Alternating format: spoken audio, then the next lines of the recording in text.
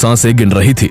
ये घायल योद्धा कोई और नहीं बल्कि राणोजी सिंधिया के सबसे छोटे बेटे महादजी सिंधिया थे, जिन्हें एक भिश्ती किसी तरह अपनी बैलगाड़ी में डालकर दक्कन लेकर आया। यहीं से महादजी सिंधिया के उस सफर की शुरुआत हुई जो उन्हें दिल्ली का किंग मेकर बनाने वाला था। महादजी को समझ आ गया था कि अंग्रेजों की बढ़ती ताकत का मुकाबला पुरानी तरकीबों से नहीं किया जा सकता। ऐसे में उन्हें एक ऐसी फौज की जरूरत थी जो यूरोपियन स्टाइल में लड़ सके।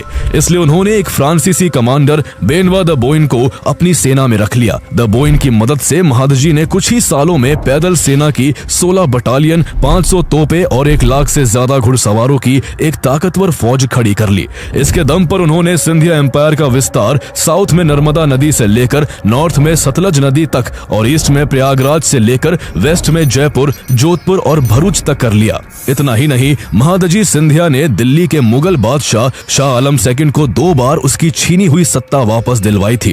पहली बार महादजी सिंधिया ने शाह आलम सेकंड को उसके ही वजीर अफरासियाब खान से बचाया और दूसरी बार रोहिल्ला सरदार गुलाम कादिर को मरवा कर बचाया था, जिसने शाह आलम सेकंड से न केवल दिल्ली की गद्दी छीन ली थी बल्कि शाह आलम सेकंड की आंखें भी निकलवा ली थी। इस मदद के बदले में महादजी सिंधिया मुगलों के वकील उल मुतलक यानी संरक्षक बन गए। इसका मतलब था कि मुगल बादशाह केवल नाम मात्र का शासक रह गया था और वह अपने सारे फैसले महादजी सिंधिया के कहे अनुसार लेता था।